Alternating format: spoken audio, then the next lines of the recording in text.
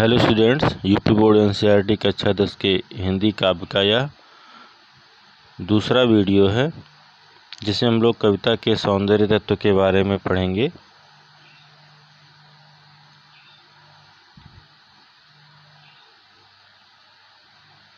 कविता के सौंदर्य तत्व, पहला है भाव सौंदर्य, दूसरा है विचार सौंदर्य, तीसरा है नाद सौंदर्य तथा अंतिम कविता के सौंदर्य तत्व में है अप्रस्तुत योजना का सौंदर्य।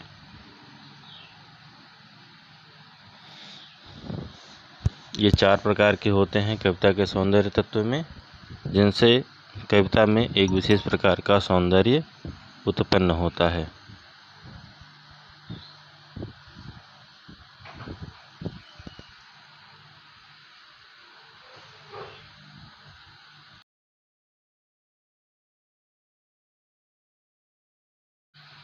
पहला है भाव सौंदर्य। कविता में भावनाओं का मर्म स्पर्श से चित्रण करना ही भाव सौंदर्य कहलाता है। प्रेम, करुणा, क्रोध, हर्ष, उत्साह आदि की भावनाओं को चित्रित करना प्राचीन आचार्यों ने रस काव्य की आत्मा माना है। रसो ही आत्मा का वश्य, रस ही काव्य की आत्मा होती है। श्रृंगार, वीर, हास्य, करुण, रौद्र, शांत, भयानक, अद्भुत और विभत्स 9 रस को कविता में माने जाते हैं। कुछ कवियों ने वात्सल्य तथा भक्ति को भी अलग रस माना है। भाव, विभाव और अनुभव के योग से रस की निष्पत्ति होती है।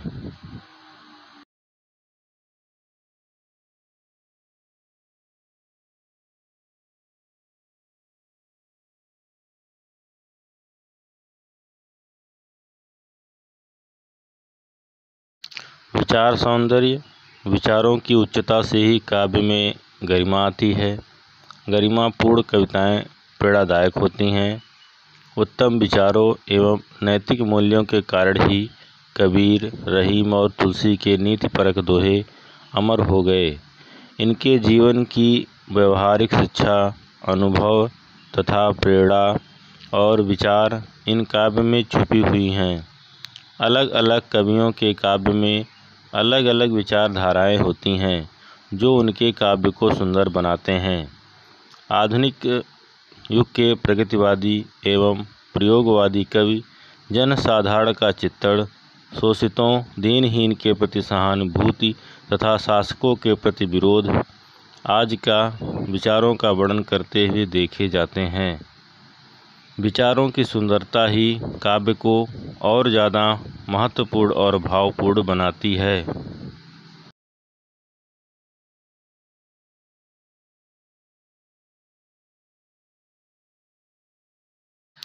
अगला है नाद सौंदर्य। कविता में छंद नाद सौंदर्य की सृष्टि करता है। छंद से लय, तुक, गति और प्रवाह का समावेश होता है।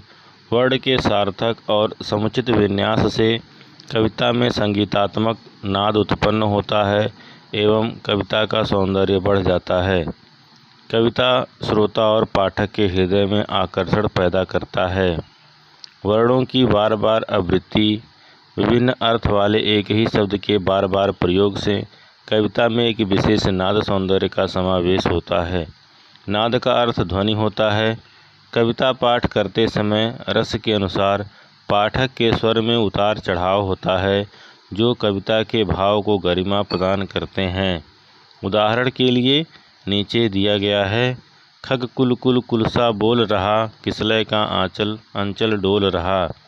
इसमें जो कुल कुल कुल 3 बार शब्द आया है जिसका अलग अलग अर्थ होता है। खग कुल का अर्थ है पक्षियों का समूह।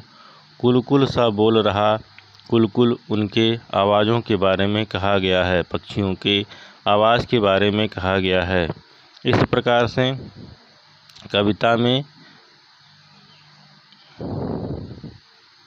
एक ही शब्द के बार बार प्रयोग करने से एक तरह का नाद सौंदर्य उत्पन्न होता है जो पाठक को आकर्षित करता है।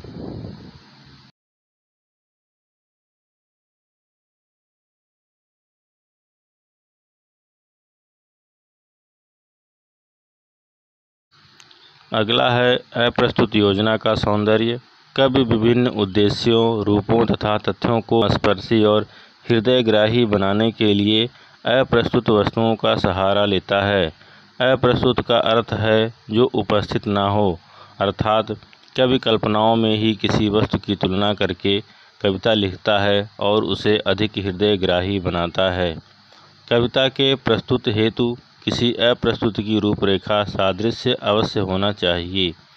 जिस वस्तु, व्यापार एवं गुण के सदृश्य को वस्तु, व्यापार और गुण लाया जाए, वह उसके भाव के अनुकूल हो।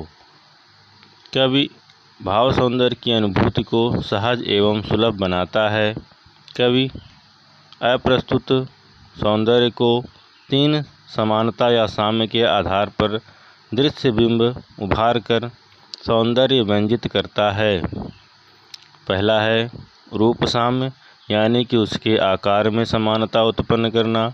दूसरा है धर्म साम्य, अर्थात उसके गुणों में समानता उत्पन्न करना। तीसरा है भाव साम्य।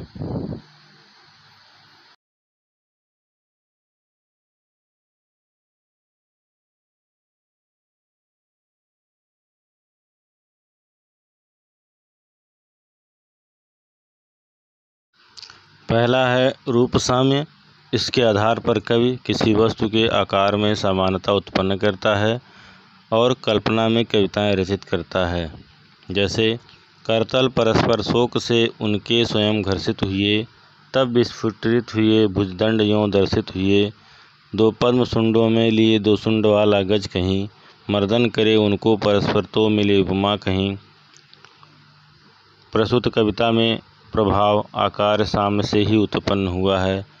सुंड के समान ही भुजदंड भी प्रचंड है। इसमें जो दंड है उसकी तुलना हाथी के सूंड के समान की गई है, जिसमें आकार यानी कि रूप साम्य उत्पन्न किया गया है।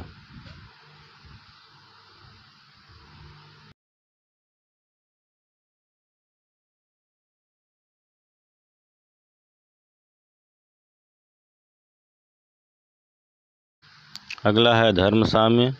इस प्रकार की समानता में कवि अप्रस्तुत वस्तु के प्रकृति तथा गुण की तुलना प्रस्तुत वस्तु से करता है और समानता स्थापित करता है।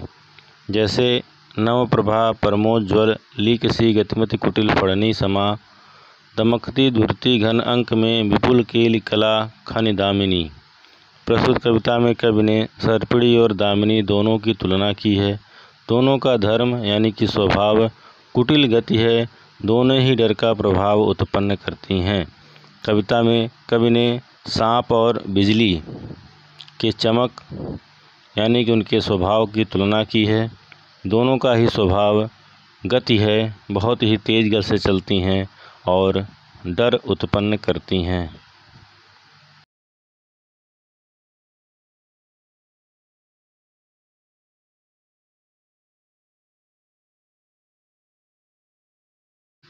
अगला है भाव साम्य। इस प्रकार के साम्य में कवि भावनाओं को चित्रित करता है और अप्रस्तुत वस्तु के भावना को दूसरी वस्तु की भावना से समानता स्थापित करता है।